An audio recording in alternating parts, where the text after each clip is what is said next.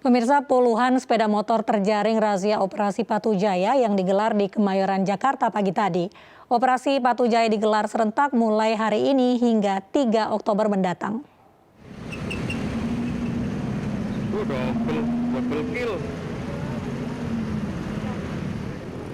Pelanggaran yang paling banyak ditemukan pada hari pertama pelaksanaan Operasi Patu Jaya 2021 antara lain tidak memakai helm, sepeda motor melaju di jalur cepat, serta tidak membawa surat kelengkapan berkendaraan.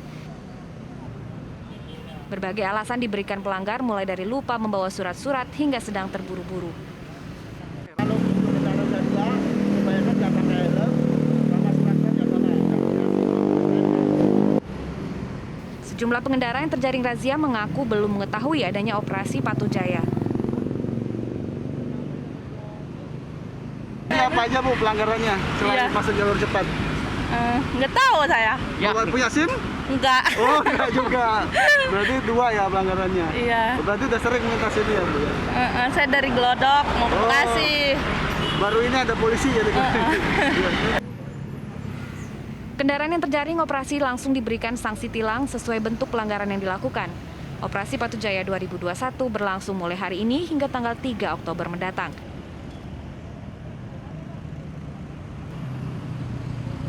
Dari Jakarta, Tim Liputan iNews melaporkan.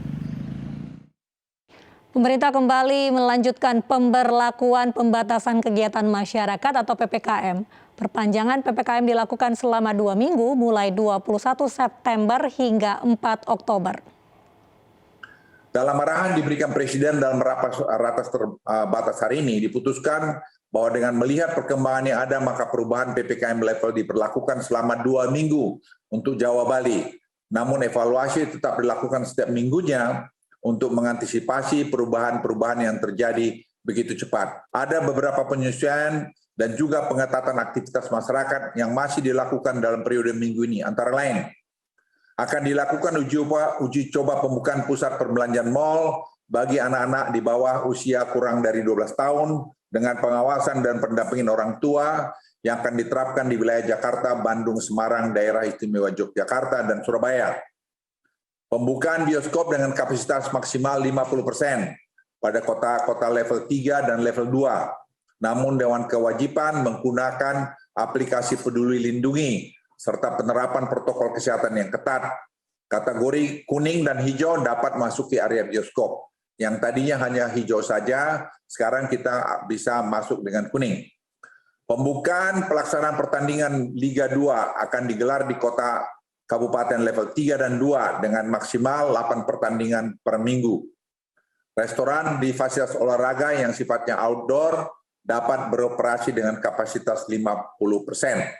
Perkantoran non-esensial di kabupaten kota level 3 dapat melakukan 25% work from office bagi pegawai yang sudah divaksinasi dan harus sudah memakai QR Peduli Lindungi. Teratas, Bapak Presiden mengingatkan akan 4 hal penting, yaitu kita harus berhati-hati terhadap varian baru, baik Mu maupun Lambda, dan perketatan di pintu-pintu masuk, baik dari udara, laut, dan darat, dan tentunya melibatkan seluruh stakeholder, dan tentu kita harus mengantisipasi terhadap varian-varian yang baru tersebut.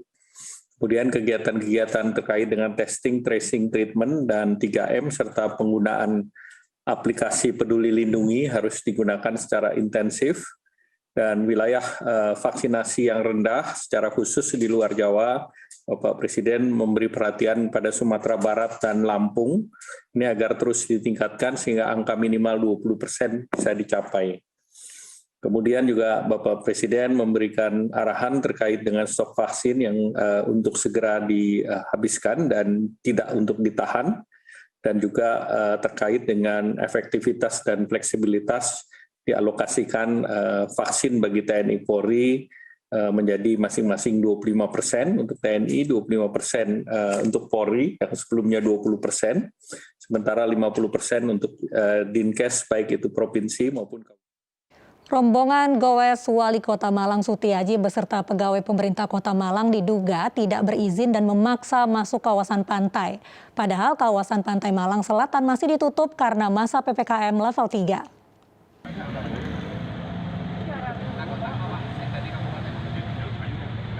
Inilah video saat Satgas Covid Kabupaten Malang dan sejumlah anggota kepolisian melarang rombongan goes pejabat Pemkot Malang masuk kawasan pantai.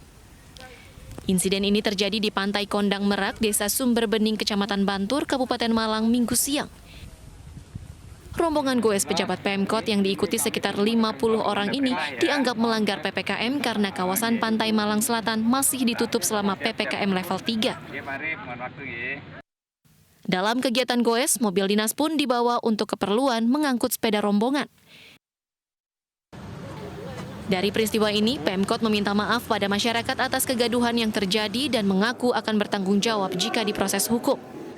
Antara Malang dan Kondang Merak memang cukup jauh, kemudian juga medan-medan di sana cukup menantang. Ini yang pada akhirnya butuh tempat loading sepeda untuk kembali ke Kota Malang. Inilah yang kemudian kemarin finishnya ada di sana. Maaf dan permohonan maaf yang sedalam-dalamnya, di mana untuk selanjutnya kami pasti akan mengikuti alur proses yang nanti akan ditetapkan baik dari Polsek ataupun Polres setempat. Sedangkan pihak kepolisian masih melakukan penyelidikan terkait pelanggaran aturan selama PPKM yang masih berlaku di wilayah Kabupaten Malang. Itu masih kita dalamin, kenapa mereka bisa ada di dalam pantai itu. Apa mereka memaksa atau kok ada kebijakan, ya kami masih belum monitor. Mencari informasi terkait kegiatan tersebut di lapangan. Jika memang hasil penyelidikannya sudah cukup, nanti kita akan lakukan pemanggilan-pemanggilan. Polisi akan segera melakukan pemeriksaan terhadap sejumlah pihak yang terlibat dalam acara rombongan goes. Dari Malang, Jawa Timur, Denny Irwansyah dan Saif Hajarani, iNews melaporkan. Patuh dan disiplin menerapkan protokol kesehatan menjadi langkah penting dalam mengurangi angka penularan COVID-19. Di Tanah Merah Koja, Jakarta, relawan sadar prokes menjalani tugas dengan mengajak warga tetap sehat dengan protokol kesehatan ketat.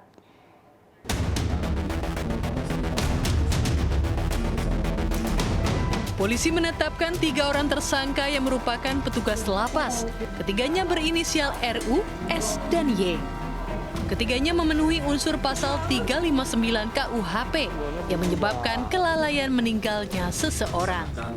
Direktur Kriminal Umum Polda Metro Jaya, Kombes Pol Tubagus Ade Hidayat, menyebut bahwa penyidikan terkait kebakaran lapas kelas 1A Tangerang masih berlangsung. Polisi masih mengumpulkan alat bukti dan keterangan saksi ahli dari Universitas Indonesia dan Institut Pertanian Bogor untuk mencari sumber api dan waktu kebakaran. Perkara tadi pagi itu ada sementara ini 3 orang ditetapkan sebagai tersangka yang semuanya adalah petugas dari lapas. Sedangkan bentuk kealpaannya mungkin nanti tidak kita uraikan secara khusus karena ini merupakan materi daripada penyidikan.